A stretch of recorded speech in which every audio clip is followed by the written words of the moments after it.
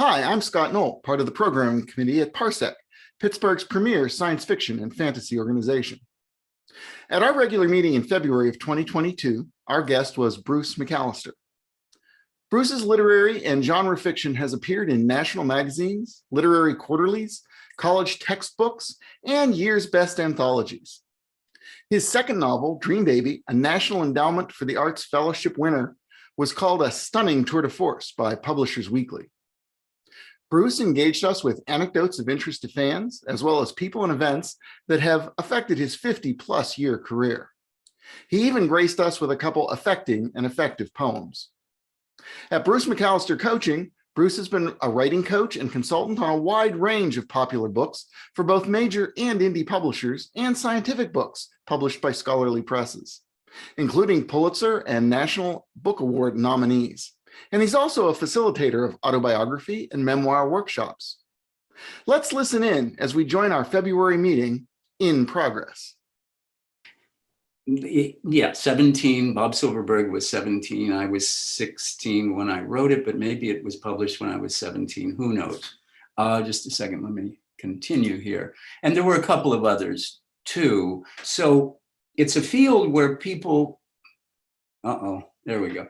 It's a field where people often start writing and publishing early. And I think that's one of the things I wanted to pass along as probably a former professor, a writer, whatever, truth seeker, truth evangelist, getting the truth out there. When you're young and you're reading fantasy and science fiction, you're almost like the kid who loves dinosaurs and wears dinosaur pajamas and has dinosaur wallpaper and dinosaur bikes and helmets and collections and all of that. You live it and breathe it. And that's one of the secrets to writing is it's writer's mantra number 3. I must read voraciously what I wish to write. It is a foreign country. I need to eat it, breathe it, and become it. I need to learn the language. And when you're 14, when you're really young, that's much easier to do. It's a kind of natural instinct, and also don't have adult concerns and distractions and family and everything else. So let me backtrack a little bit. As you can tell, looking at me, I'm a boomer, which means that my father, just out of the Naval Academy, went to World War II, survived Pearl Harbor. It was his second cruise. He was a Lieutenant JG. And after the war, he returns to his wife, my mother, who he was going to end up years later working for NATO in anti-submarine warfare. So his career moved along in the Navy as one would imagine it would.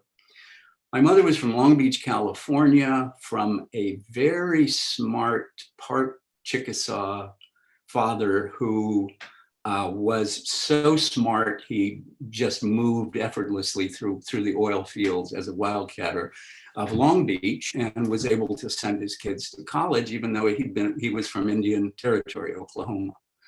And she would, that years later, become a cultural anthropologist and specializing in early man, prehistoric man, but also in Native American studies, not surprisingly. Okay, so I grew up in the late 40s and in the 50s when I was a kid. Well, science fiction TV was hideous. I mean, Flash Gordon reruns with wooden cardboard wings and all that.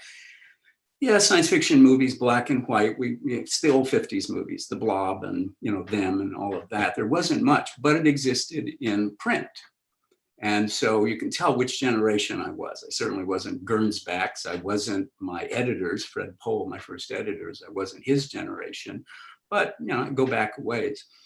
Well, there's always a first story. In other words, your first kiss, yes, but also when did you first discover science fiction? So I'm sitting in my 7th grade math class. I look down at the purse of a girl that's sitting in front of me, and there peeking out of it is an issue of Astounding, Analog today, Astounding. And it was a lumberjack starting to pass through this door into an alien world. Well, I'd never seen anything like it. In my elementary school read every horse book and dog book that I could. I'd written a short story or two about a boy who liked to fish, that kind of thing. And keep in mind, I was coming from a family interested in marine science and also in the social sciences. And my mother, our grandmother, lived with us kind of as our second mom. And she loved seashells. Our mom loved seashells. Our dad loved the sea. And my brother and I spent a lot of time growing up on Apache holy grounds because of the dissertation work our mother was doing. So all of these are influences in my science fiction interest. So you can imagine, I'm coming from those sciences and that love of nature, a kind of 19th century naturalist, so to speak, not a real scientist, but a naturalist. And when I hit science fiction, it was like perfect. It was a perfect match for me. I read voraciously. I think I read an ace double every 2 days, meaning on and on and on. I lived it and breathed it. So in one sense, it wasn't surprising that I wrote a publishable story at 16. I mean, almost anyone can do that if they wish to do it. So it was like an addiction. I mean, it was a major addiction. Then, again, I had to write, well, before that, sorry to keep backtracking, fell in love with science fiction because of that Girl's Purse and that issue of Astounding magazine. So I started writing a little bit of science fiction. Then my father got stationed in northern Italy with NATO. And our mother, who was an educator, said, you guys are not going to the local Navy base to eat cheeseburgers all day. You're going to go to school in this fishing village, which was Italian communist, which means church-going, but communist, pro-labor. And we, my brother and I, went to school, and I was reading so much science fiction and fantasy at that point that I, every night, had CinemaScope dreams, just all night, that were science fiction and fantasy. So it was already in me. And as 14-year-olds often do, I decided I would write a book about all of human history, past and future. So I did it. I wish I had a copy of it. And that was my science fiction novel at, I think, 14. Came back to the United States, had no idea who I was. I, Navy brat, walking around, and here was another country called the United States. I kept reading science fiction and wrote that first short story, which was called The Faces Outside, and then had to write, as I said, another 20 to publish my second one. Well, Fred Pohl, a remarkable novelist, happened to be editing. He created a magazine called If, which was for new writers. So I appeared in that. And by the way, those of you who are Fred Pohl fans, it looks like Man Plus is finally going to be made into a movie. I mean, about time. It takes Hollywood often a really long time to recognize what might make a good movie in science fiction. And okay, then went to college, continued to write science fiction. Here's where the muse watching out for one. If one, as Bradbury and Joseph Campbell both said, follow your bliss and it may take care of you. I was a terrible student. I nearly flunked out. I was thrown out, in fact, once for 60s behavior, no details necessary. And, but although I was a terrible student, I continued to read and write voraciously. On the basis of my science fiction publications, I got into graduate school, even with a low GPA. Then on the basis of graduate school, I got into academia. So it was like, wait, how can you be a bad student? Well, I was growing. I was a science fiction writer and fantasy writer and doing the best I could to grow and to publish. All right, might as well stop and say the following. I'm what was once called a mid-list writer, and what that meant back in the day was I published novels, but I was not a bestseller and I wasn't a newcomer. The nicest way of saying it today might be McAllister is a veteran science fiction writer. In other words, he's been around a long time, and he has occasional novels, but basically he's a short story writer. And it's hard, as you might imagine, to make a career out of short stories, though there are exceptions like Bradbury and Harlan Ellison. But I don't have any complaints about it because that's what I do and that's what I love. Some fame occasionally, world famous once in high school, famous in the science fiction field maybe twice. And as we know, fame disappears. So it's a matter of sticking to it. And that's the other thing for any of you who are writers I would like to pass along, which is that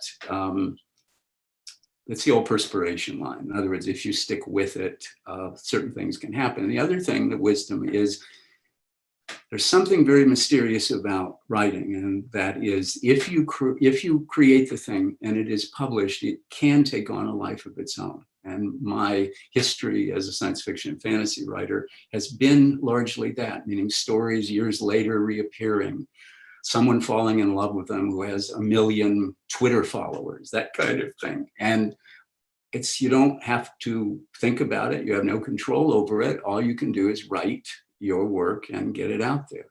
And yeah, the top magazines would be good, but any magazine, just get it out there to the tribe so that the magic can happen. After college, as I said, went to graduate school, ended up, although I think the first night of the graduate MFA creative writing workshop, I announced to everyone I was not going to go into teaching like all of them, because I didn't want to be like the bad teachers I'd had. How's that for adolescent arrogance? So of course the muse would then make me become a teacher. So I was in university for 25 years and then stopped in the last millennium and have been a writing coach ever since. And writing coach, what does that mean? Like writing workshops and writing programs, writing coaches are peculiarly American. They don't exist anywhere else in the world. And why am I a writing coach? Because I'm a writer and want to share the truth, again, truth evangelism to others. And if you're a professor, you're also a truth evangelist. And I don't mean that obviously in the religious denominational sense. I come from a long line of teachers and I like helping people. I mean, it's a kind of democratic American urge in me, I suppose, which is to help people and to reduce suffering as much as possible.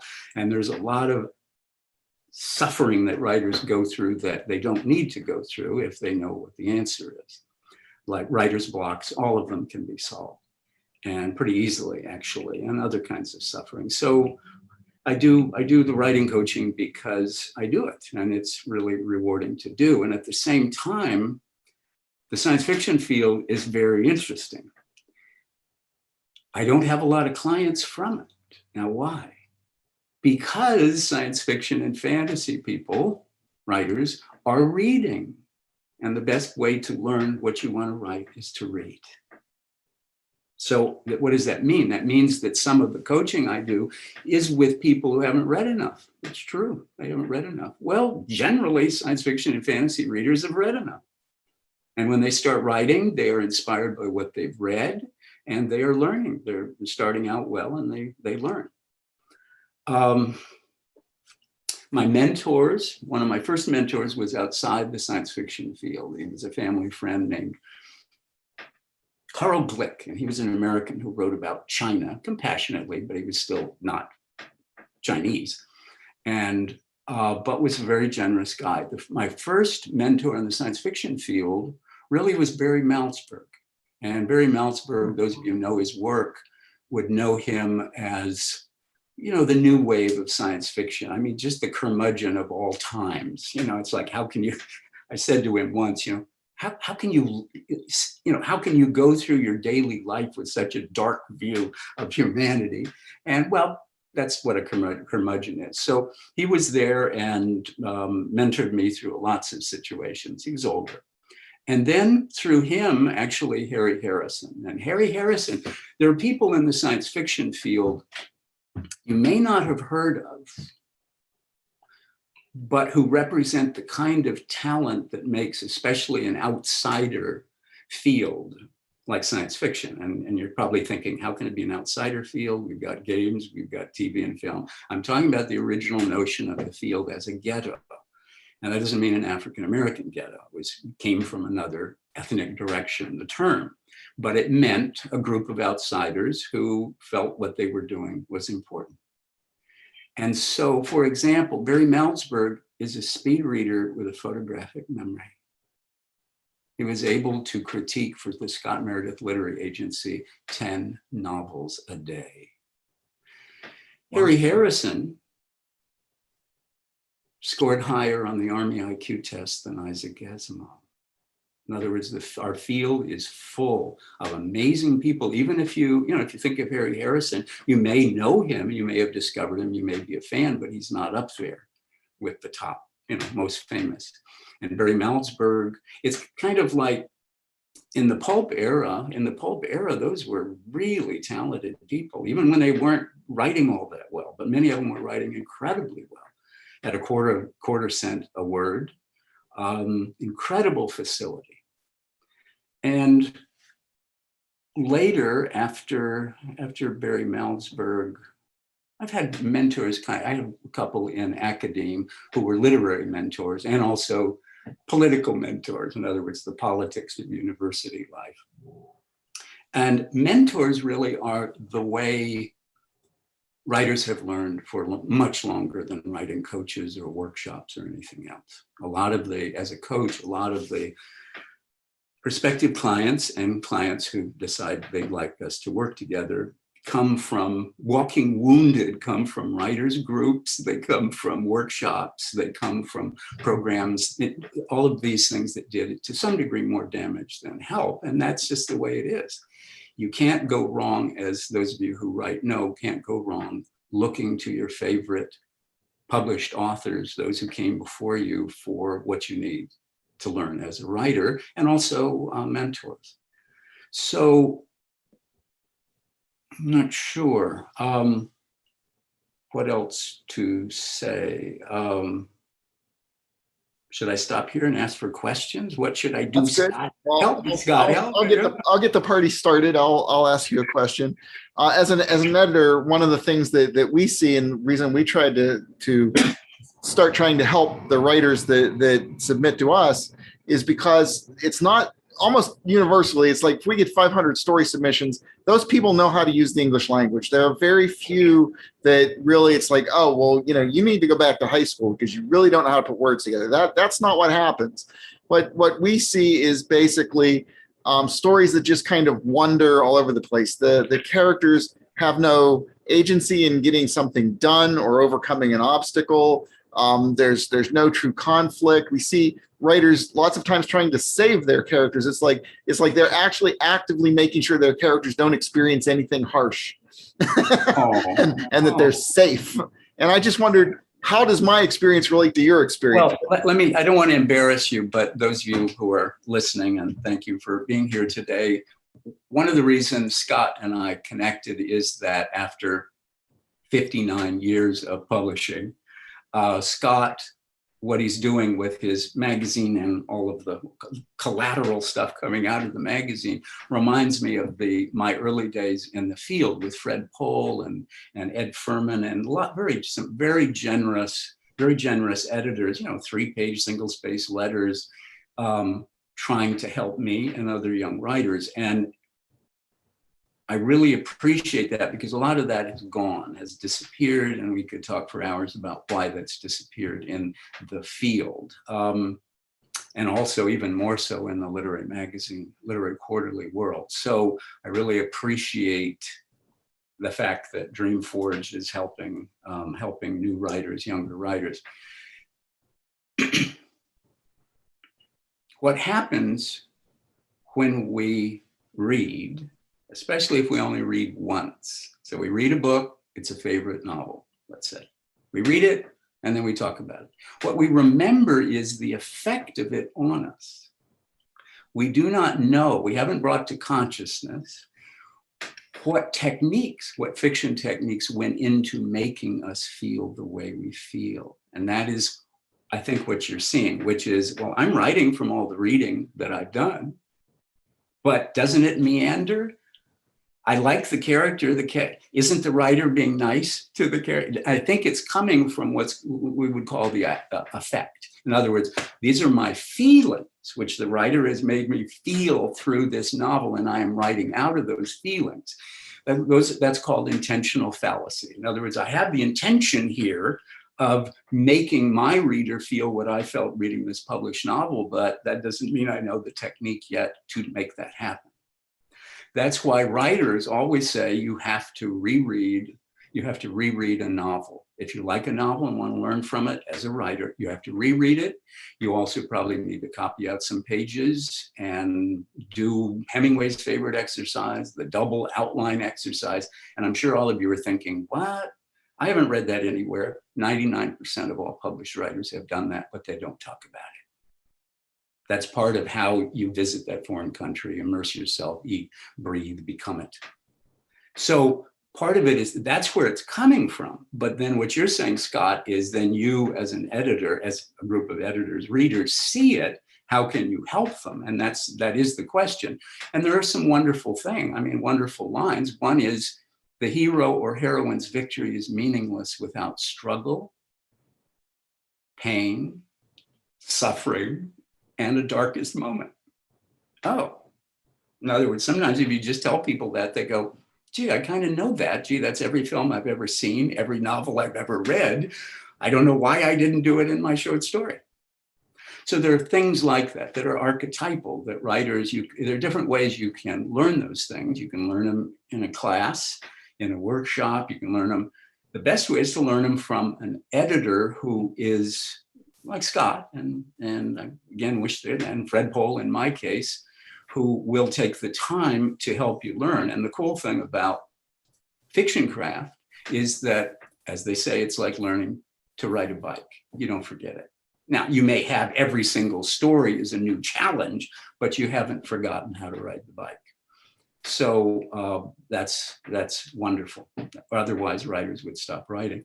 The meandering around also can happen. Again, this is, where do these things come from?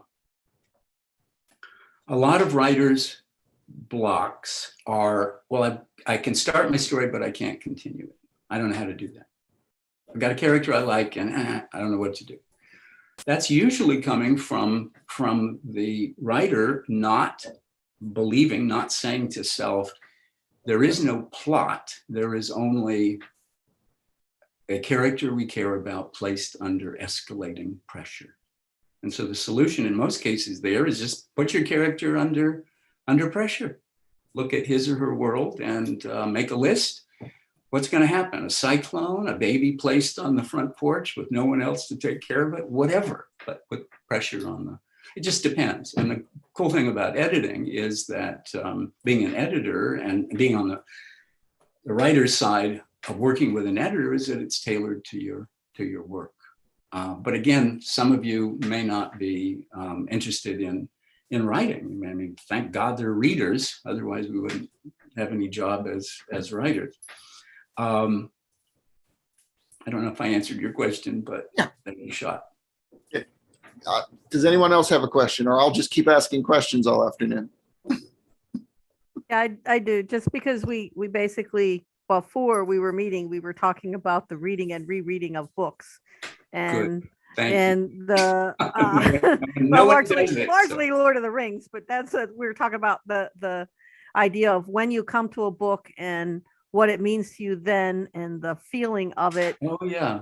So when you're talking about that idea of a writer rereading, like we were talking about it more in a nostalgia sense and in a reader sense, I guess, but in the writer sense, you're talking about rereading it like, okay, I got the feeling out of the way, now let me look at the technique. Yeah, well, exactly. What technique went into the feeling? But what I caught the end of, I can't remember his name, talking about Potter, talking about the drilling. Kevin was talking about that, yeah. That's actually a writerly thing as well, which is your reader may not remember the details, but you have to have the details. So, I mean, that's why it's, I don't remember. For a writer, it would be, I don't remember that detail, but hey, it was there. So I do need details, even if I'm paying attention to other things. But as far as the Potter thing goes, I don't know. I sometimes feel like I've always been this way, so I know it's not Alzheimer's. I can watch a movie or read a novel or a short story 6 months later, and it's as if it's brand new. And that is because I went through it the first time. It affected me in some way, and now I'm able to notice new things, but also I've been changing as a human being. and as a, a writer in both fields. So well, I would point out that it wasn't just Harry Potter. I've reread stories that I've written and yes, and gone, I don't remember that. Where did that one come from? As a writer, remember the message there, which is so wonderful, is, there is someone inside me taking care of these things that my consciousness, cognitive level consciousness, doesn't need to be responsible for. And that is actually in coaching one of the great tricks. Coaching is about benign manipulation, if that makes any sense, which is, I'm not going to tell you everything about publishing and where your novel is going to end up, but even if I knew, I'm not going to tell you everything. So one of the benign manipulations is do your daily writing habit, write for a month, get addicted. So it sidestep the ego, right? You get the ego to attach to the act of writing, get out of your way, then it will fight for the writing, the daily writing. And at the end of a month, look back at the writing. Don't look at it before a month, look back at the writing. And everyone says, I didn't know I wrote that, which is what you're saying, which is that great lesson. And the lesson is, oh my God, I'm doing all of these things without being totally in control and conscious. We think we have to be conscious. And psychologists who work with writers say that that's the problem with the ego. The ego knows we don't need it when we write, and it hates that feeling. Ego with mind in its service, if that makes sense. I'm not talking about narcissism. I just mean little self, wanting to control and, oh my God, I shouldn't be doing this. I should be doing something else. So yeah, that's exactly right. Sometimes it's embarrassing, but usually it's not. I always tell people, don't throw away their old stories.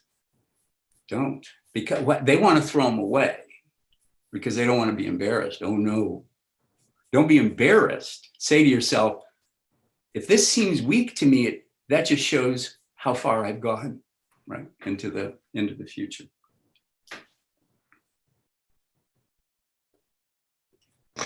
I have a question. Good. I was just curious as to what happened to the girl in your grade school class who had the issue of Astounding. I have no idea.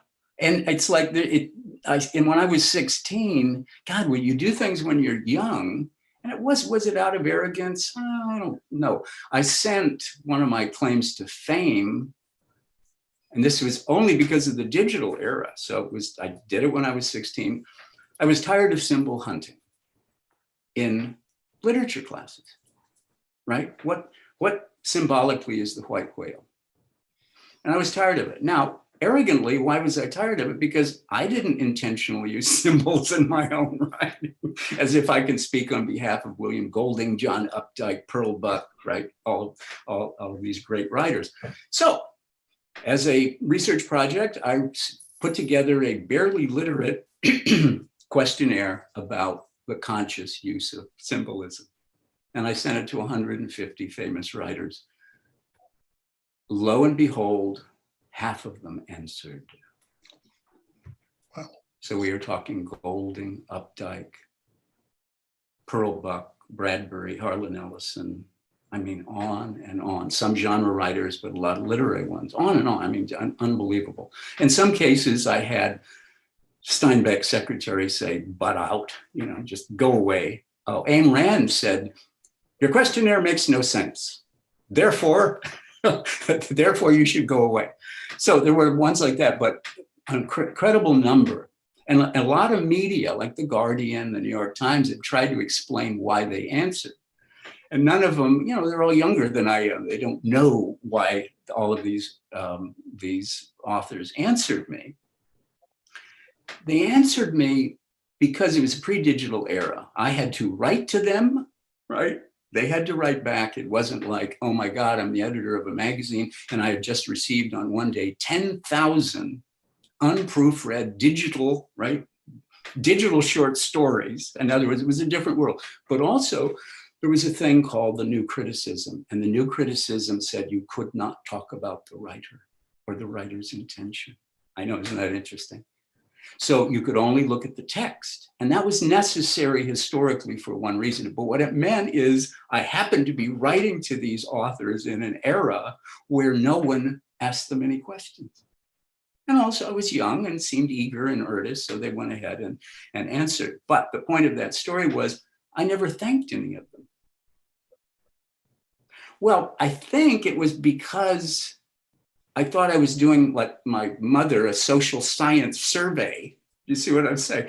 Well, in any case, I didn't thank them. And that was, I'm sure, fine as far as they were concerned, given my age. But that's related to, why did I never talk to the girl with Astounding sticking out of her purse? We're a little self-centered when we're young, would you put it that way? Now it would be, oh yeah, I got to track her down. Now, the funny thing is, a couple of years ago, it's really wonderful to live to an age where things can come back around. You can make things happen in a circular way.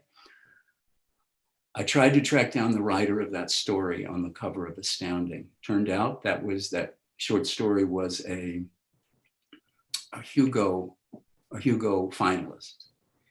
He was a remarkable man. He could kind of do anything. A credible writer, but not particularly a good father. He had passed long ago, but I got in touch with his son. So I didn't do it at the time, but then as an adult have done it since. And I've done that with a lot of science fiction people and causes, and I don't know how else to put it. But anyway, so if you don't thank people when you're young, you find a way to pay it forward, right, later on in life. And his son was his son was basically SEAL Team 6, and he had every possible injury and disease imaginable, but he was writing good novels. And to make the world small, which is the other thing that happens when you get older, as those of you who are my age or slightly younger, the world gets smaller and smaller and smaller. So his son had been briefly represented by Barry Meltzberg. In fact, in high school, I sent 3 stories to the Scott Meredith Literary Agency. And I got 3 critiques back. I was looking at them decades later, and I didn't get to know Barry for 15 years, Barry Meltzberg. And I said, Barry, this sounds like you. Did you critique a story of mine when I was in high school? He looked at it and said, oh yeah, that was me. So it gets smaller and smaller and smaller. It's really wonderful. That's one of the great things about getting older, whatever getting older means. And let's see what else along those lines. That's enough. Well, I have a thing that sort of relates to what you're saying. When we're younger, we're a little more self-centered and that sort of thing.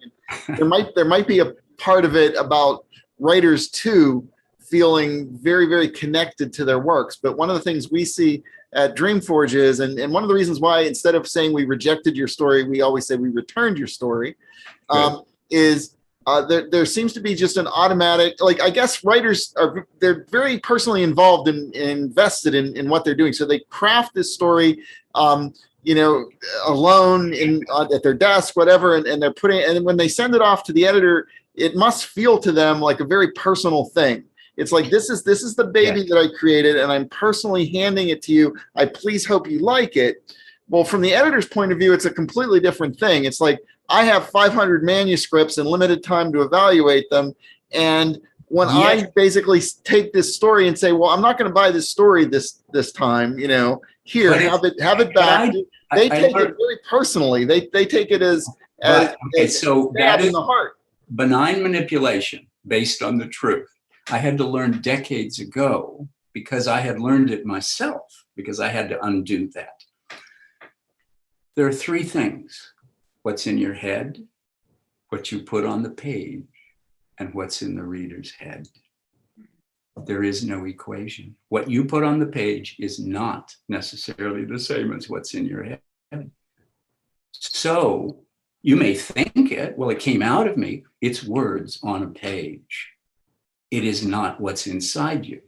Because the point is, then when an editor responds to what's on the page, the editor is responding to how that worked in the editor's head. So it's three things.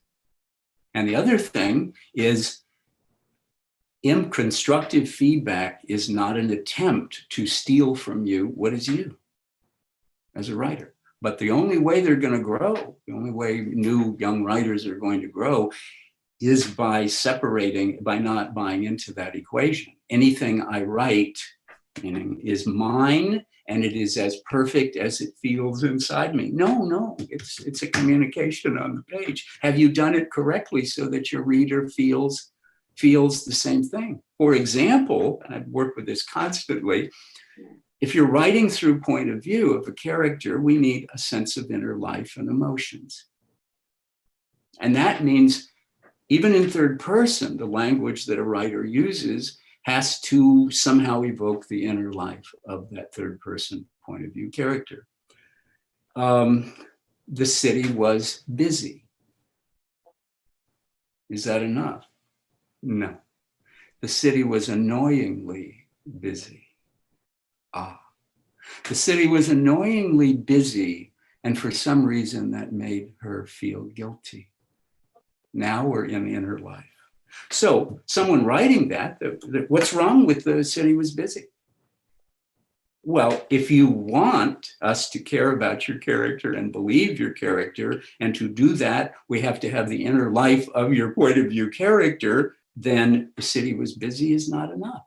But that doesn't mean that fact does not take away how you feel about it. So anyway, that's my usual sermon harangue about it. And it is important, but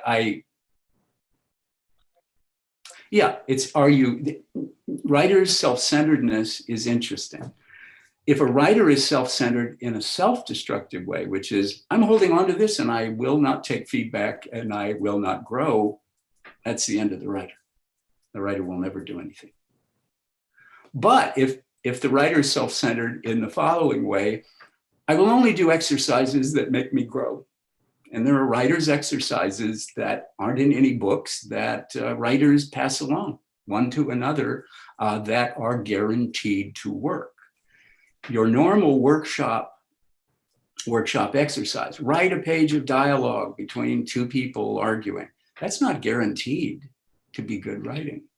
So the writer's version of that is different. So that's self-centered. Yeah, I will only do what benefits me as a writer. That's self-centered, but that's very different. That is guaranteed to make me grow. Writer's mantra number one is, I am good and getting better. And that's true, 100% true, if I am reading and I am writing and I am open to growing. I do sound evangelical, don't I? I have a desperate question. You mentioned earlier at the age of 14, you say you took a stab at trying a future history. Oh, well, try to imagine a 14-year-old's version of human history from the beginning and into the future.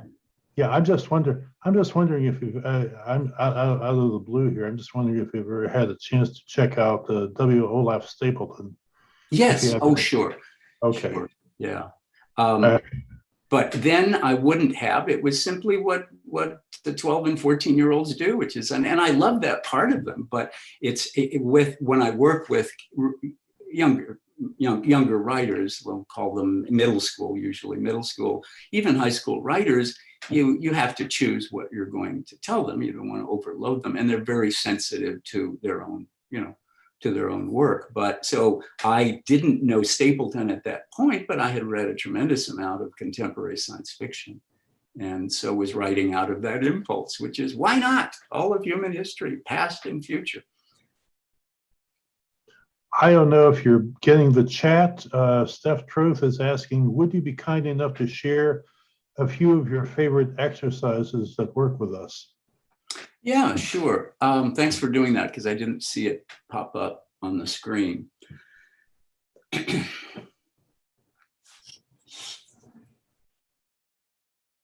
There are two that I have written up, and So anyone who wants to just please email me and I will send both of them to you. My email address is bruce@McAllister Coaching.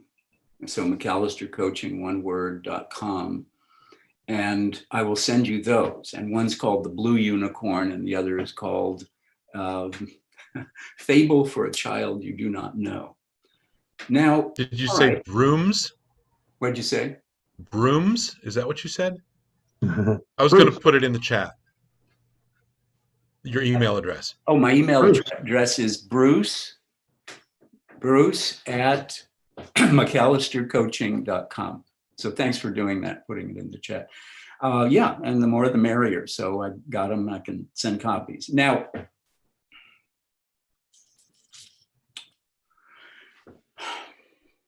for those of you who are interested in writing a novel, the double outline exercise is amazing because what you want to do, it's kind of like, how do you find out about the United States or another country? By hitchhiking across it if it's safe to do so. Now, do you know in advance what you're doing? No.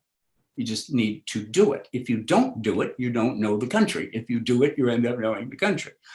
So the double outline is you take the novel you wish to learn from, its structure, and that means plot, that means pacing, that means whatever long distance run in a novel you want to learn from.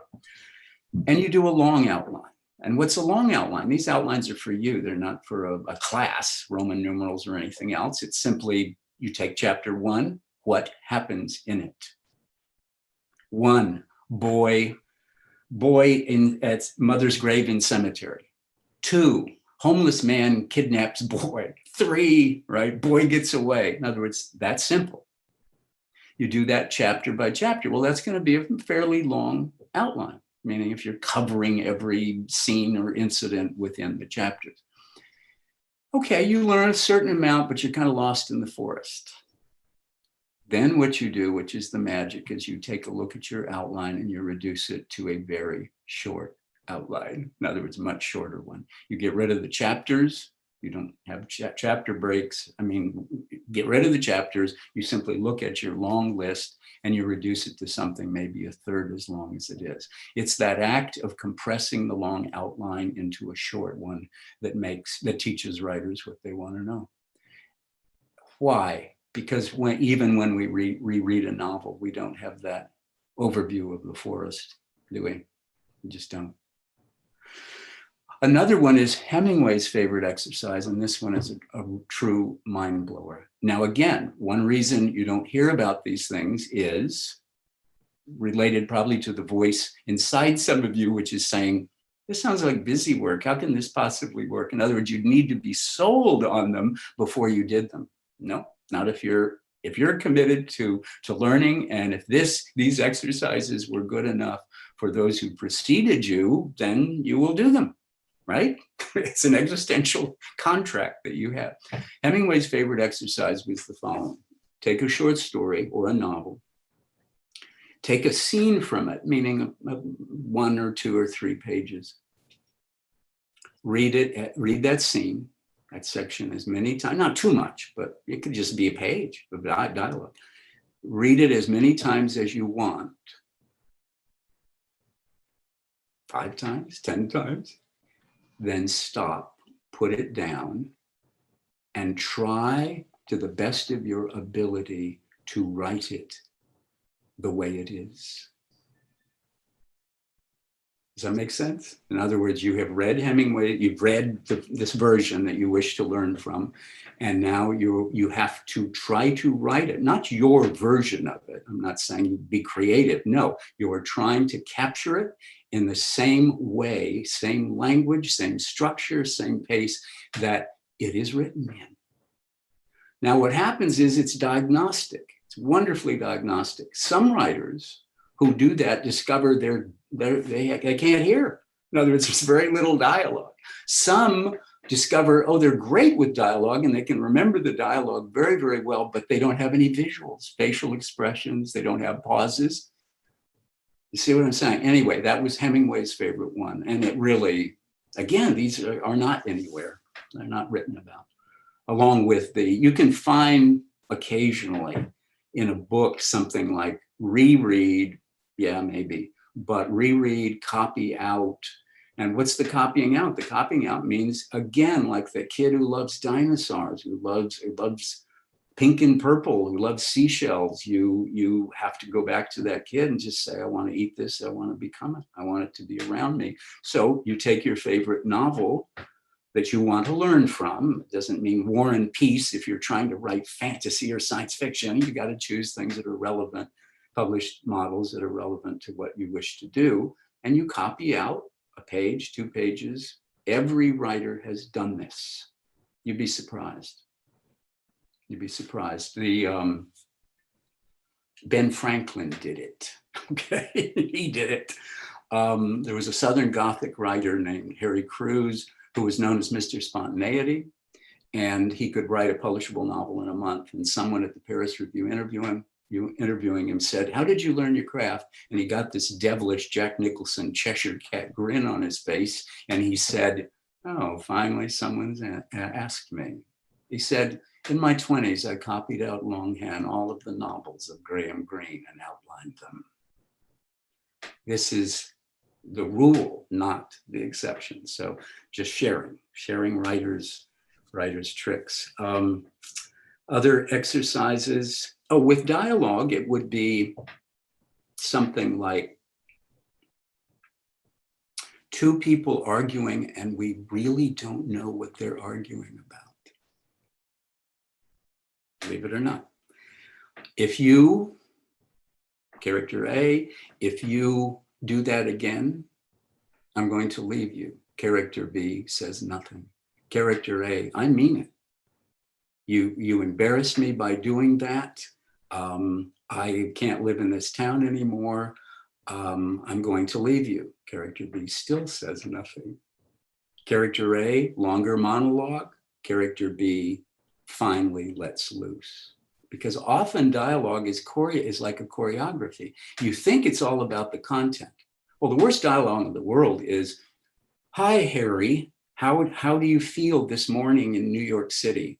Well, Jim, I feel great. That's called obligatory dialogue. It shows no wills. In other words, a dialogue scene should further the story, and it should have at least two character wills colliding. There is no such thing as dialogue that just gives information or introduces characters. So if you look at good dialogue, you'll see it's like choreographed, right? In some way, it's like orchestral. It'll be character A shouting, character B nothing, character A shouting, character B nothing, character A shouting even more, and finally character B letting character A have it. Well, you'll notice what content. I haven't been talking about content. I've just given you the rhythms of it. So I was just going to say it's always hard to write a good argument between somebody and a mime. So exactly. Now, some of you with theater backgrounds or film would understand this through dramatic beats and earned dramatic beats and those other notions. And they're all ways of talking about just basic storytelling and what it's about.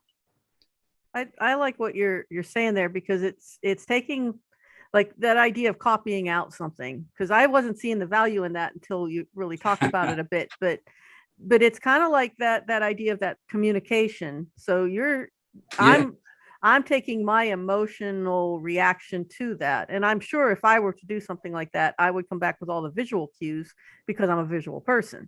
And I would be very weak on the dialogue, but it would show me right away what I'm good at and what I'm not. See, and what you want the exercise to guarantee good writing or guarantee diagnostic growth, meaning all you have to do, writers love exercise where all you have to do is do them and they take care of themselves. So the Hemingway one just takes care of itself. There's no right or wrong answer. It's up to you. Now, what they say, most writers agree that in copying out, and by the way, with the Hemingway exercise, the easiest, what you have to do is then compare your version to the original. And the best way to do that is, now that you have yours written out, to go ahead and copy out the original and compare the two. Left that out. when you're copying from a favorite novel or short story, what's the point of it? Well, doesn't it slow your reading down? Yes. Don't you notice more? Yes. And if you format double space, print it out and have it lying around and look at it again and again over a year, you're going to see even other things. Some writers think it confuses your unconscious into thinking that it may be your writing. Well, that's what you want. That's what I was doing, reading a double, ace double every day when I was 14. I was confusing my unconscious. In other words, what all the writers I knew had been reading and loved were writing, I was writing as a part of it, wasn't I? Now, that can trigger a peculiarly American response, which is, oh, what if I lose my originality by doing that? What if I study someone so closely that I lose myself and sound only like them? For 25 years in academia, I offered any student $1,000 who could perfectly imitate another writer. You can't do it. There is no risk. But Americans, it must be our cultural myth, a cultural story of individuality and whatever. No. And can you imagine? We're afraid of that. And yet, how many centuries have people been copying paintings in the Louvre? How many, in other words, that's how you learn your craft. And if you move to things like learning how to play tennis or the cello or anything else, it wouldn't come up. Oh, I don't want to look at tennis videos. I might lose my originality, right? In my game. So anyway, so it's just try it. Remember, just try all of these once. And if you decide they have been of no benefit to you, despite the fact that thousands of writers have done it secretly to their benefit before, you are free not to continue. I think that's great. And one of the things that we do in our Dreamcasters writing group is I prepare exercises and sort of templates for people to follow. But I tell them we're not trying to show you this is the perfect way to write a story. I use martial arts analogies. It's like all I'm having you do is exercise. And the exercise may be uncomfortable and whatever, but you can't go spar with the black belt until you do the exercises. Because otherwise you're just going to get beat up. So and it's the old line. Sometimes you see people writing experimentally, whatever that means, writing non-traditionally. And the thing to keep in mind is Picasso had his traditional figurative period first. In other words, you learn the rules in order to break them. John D. MacDonald is a wonderful writer, and lots of detective novelists have credited him with being an influence. He was a lower profile guy, John D. MacDonald. If you look at his first books, novels in his series, they are quite traditional. You look at the end and he is breaking rules and pulling it off like a 20-page blind dialogue. Well, but he knows how to do it now. So yeah, part of it is just learn the basics. Now, when you're talking about a template, yeah, what it is, oh, that's being imposed on me. It's not me. I can't. No, you find a way. It's like the hero and heroine patterns and structures. You're not writing formulaically. Those are archetypes wired into us for hundreds of thousands of years. You're finding, you just simply say, oh, I need to find a way to make this mine. That's all. So that's the same thing with a template. I was at a lecture by Philip Glass. Okay, I don't see the rest of it. How do I get the rest of that? I'll read it for you. I was at a lecture by Philip Glass. He said to the CMU students, as young composers, you will think that the important thing is to find your own voice. The mistake is, this is a mistake. I found my voice. Now everything I sound like sounds exactly like it was written by Philip Glass. Okay, that's great. Okay, that's very ironic and very honest. That's a very wonderful thing to say. And some people, see, there are forms of writing where you do want to be formulaic and you want to be writing within templates, and TVs, for example, is a perfect example. And it is not a virtue. It's like, what is advertising copy? Advertising copy is being creative with what is familiar. Poetry is about making language new. Well, You don't want to be poetic inside advertising copyright. You can be creative, but they're two totally different forms. And in science fiction and fantasy now, we're living in a non-experimental time. And also in literary fiction. Isn't that interesting? I think it's because of the effect, basically, of the media.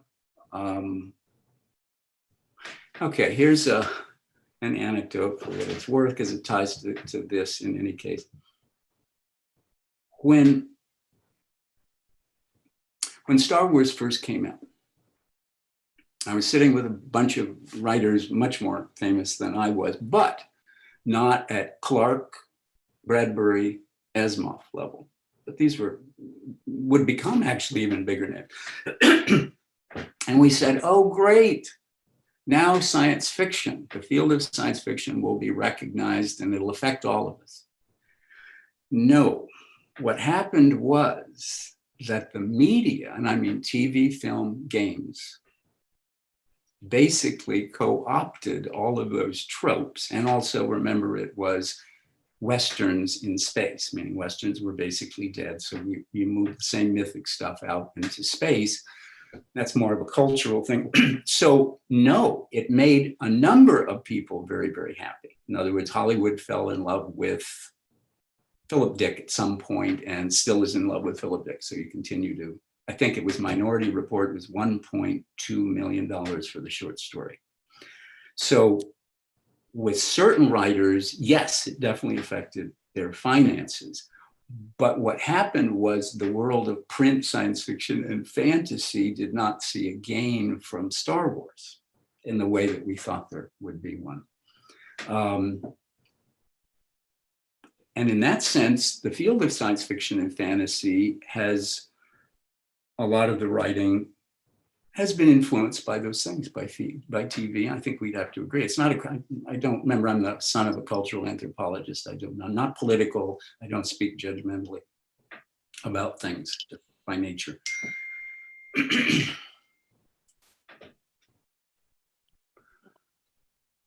I guess that's it on that anecdote.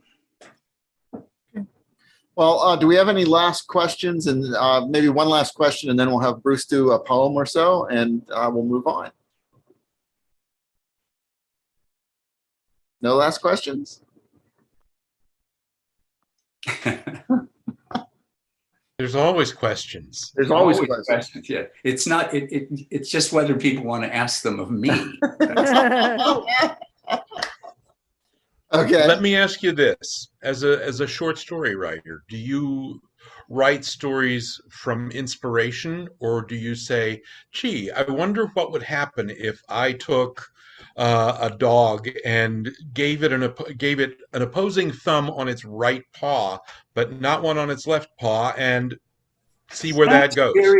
That's very interesting. In the beginning, from the first decades of my really interesting question, decades of my career, yes, sometimes we'll call those idea stories. All right, those are premise idea stories, and I wrote quite a few of them. And as we know, the O. Henry, Twilight Zone kind of idea story finally over time started demanding character, right? So now you can write one, but we also want character. We don't simply want Burgess Meredith breaking his glasses at the end of the Twilight Zone episode. That's not enough. We want to know, have a sense of backstory, personal past, inner conflict, for Burgess Meredith. So in genre fiction, the surprise ending still exists. And so that kind of idea story, yes, I used to do. Now we're talking again, almost 60 years later, I write a lot of autobiographical fiction.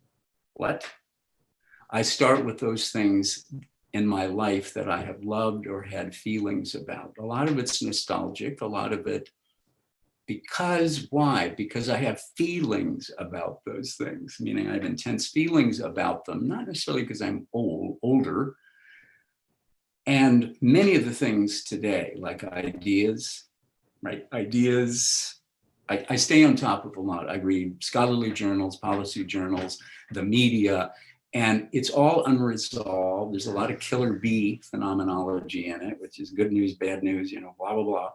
And so a lot of that's, I can't write a certain kind of science fiction, but I will start with something autobiographical and let it sail into fantasy and science fiction, and sometimes horror. That's where I get it now. But in the beginning, it wasn't as autobiographical, if that makes any sense. It was ideas, yes. And science fiction as a literature of ideas, what I'm describing as autobiographical writing. Now, science fiction writers, if you ask them, and fantasy writers, if they're kind of self-aware or thought about it very much, will say, well, you know, everything I write is kind of autobiographical. My first science fiction novel, Humanity Prime, very young man's experimental novel. It's like a stream of consciousness song poem to a distant race of mer people. And after I finished it and it was published, I went, oh my God, the sea turtle is, fish singer is, the guy. The crazy mothership is, in other words, I found my whole family in the novel. All right, if that makes any sense. But that's different because you'll notice that wasn't autobiographical. So we'll call that autobiographical metaphor. And of course, all writers do this. I'm talking about more overtly autobiographical writing. And in other words, in some cases, if the reader knew how autobiographical it was, there would be other questions. For example, that Italian village that we lived in, we had a maid with a white eye, a good eye and a bad eye. My teacher was a hunchback with a lisp. There were 3 witches that lived in the hills near us and poisoned cats, including ours. Oops, witches. And also one night, never having had a precognitive dream before, I dreamt, though I'd never seen a viper in this village, didn't even know they existed, dreamt that the hills were covered with vipers. Woke up the next day, and indeed that had happened. Well, where's the dividing line? In other words, sometimes our reality is magical realism, is fantastic. So I don't worry about that. I just do it. And hopefully the reader won't say, wait a minute, this is 90% autobiographical. So to answer, Kevin, your question, I don't know that I've answered it. It's changed over time where I've gotten my ideas. Also at any given moment, in 1990, here's an anecdote that may be of worth to some of you. In 1990, I was really into high concept ideas, you know, that term from Hollywood. And one that struck me was, oh, cool, this wily kid from, just a kid from the overpopulated projects of Los Angeles in the future manages to hire an alien assassin, one of the scariest creatures in the known universe, to save a member of his family. So I'd say that was an idea. That was idea driven. And I wrote it accordingly. It was a kind of golden age fable. Now to add the other part, so I take it to have it workshopped at a workshop of professionals, my peers, many of them, I mean, some of them quite famous and some of them mid-list writers like me or whatever. And like so many of my university students, I got 15 different takes on the story. Most people hated it. One, we'll call him a communist, definitely an avowed communist in the group said, oh, we need more mundanity. We need to be connected to this world, this kind of science fiction. You can imagine, total cause, attack on the story. Most people didn't like it. There were 3 or 4 who did, but I didn't know what to do with it. It was a story that Gardner Dozois had already accepted, and I wanted to make it better. So I wrote to him and I said, don't publish it as it is. I want to make it better. And he said, please don't take it to that workshop. I will never see it again. He was right. I looked at it 15 years later. It looked good. It was a good story. I tweaked a couple of words here and there, sent it to him, and he said, I was right. I never would see this story. I just retired from Asimov's. You're going to have to send it to Sheila. Now, it was a Hugo finalist that year. So 15 years later, no more than that. Yikes. Yeah, 15 years later, it was not only a good story, but people liked it. And I thought it was good 15 years later. So what does that tell you? If a workshop with 15 professionals in it can't agree, it's probably not a good idea to give equal weight to each of those votes. So what I had learned, but I couldn't follow my own advice, what I had learned to say to my students, and I'd have them come crying. They'd say, what do I do? Everyone, yeah. Say, no, you find the 3 or 4 people in the class who seem to know what you're doing and kindred spirits, and you go with their input. But I couldn't follow it myself. So this is why writers groups can be damaging if we're not doing the same thing in workshops and things like that. That's why, in fact, Scott, it's often better just to work with an individual editor. And then you don't get, 15 people, none of whom can agree on, how terrible your story is. So anyway, one of my favorite anecdotes in any case. That was great. I'm glad we hung in there long enough to hear that last story. That was amazing. Yes, thank you for hanging in. I know I've got we now with that acceptable anecdote from me. Do you have a poem or two for us, Bruce? Yes, I do. I thought I'd read two. One is the one that you were good enough to publish in Dreamforge. All right, it's called We Tell Ourselves. We tell ourselves, looking at all the wonderful photographs so many have taken over time, that baby sea turtles, when they hatch, crawl toward the sea, when the truth of it is that they crawl toward the moon. We would rather believe our desires are of this world, that they can be sated right here with a little swim in bright waves, and not need a journey that takes more than one life to reach what shines within us and without in this longest of nights. So that's from Dreamforge. And then this one, this one's called If, and it's appeared in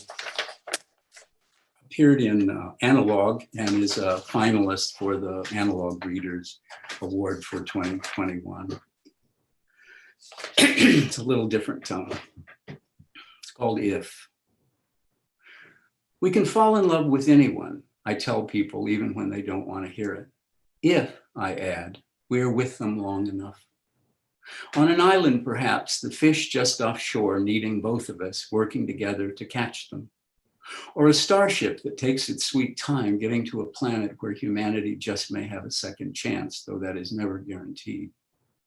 We sleep in suspended animation, but wake by accident at the very same moment. Fate, you shout.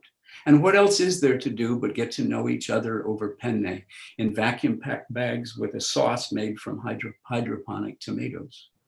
You cook the pasta, and when it's done al dente, you keep it from floating away in the null G rooms we have to ourselves. While I ruin a dozen tomatoes trying to find the 5 best in the tanks because the sauce I have in mind, an arrabbiata, needs the ripest. We laugh at ourselves, and I can tell we are both sneaking looks at the doorways and listening for footsteps, hoping that no one else will wake, because what we have, and we say this with our eyes, not with words or the whispers of naked bodies, is pretty damn special, don't you think? So anyway, those are my two. But I'm much more interested in hearing Mary's. So I'm a fan of Mary's poetry. Well, thank you very much, Bruce. You're welcome to hang around, and as we go into some other things, or you can leave us now if you have other things to do. But okay, I probably should. I've got a couple of client calls. So, all right, thanks again for the invitation, and I hope to hear from many of you, all of you, for those 2 exercises. So, thank you. Thanks for joining us, Bruce. Thanks, Kevin.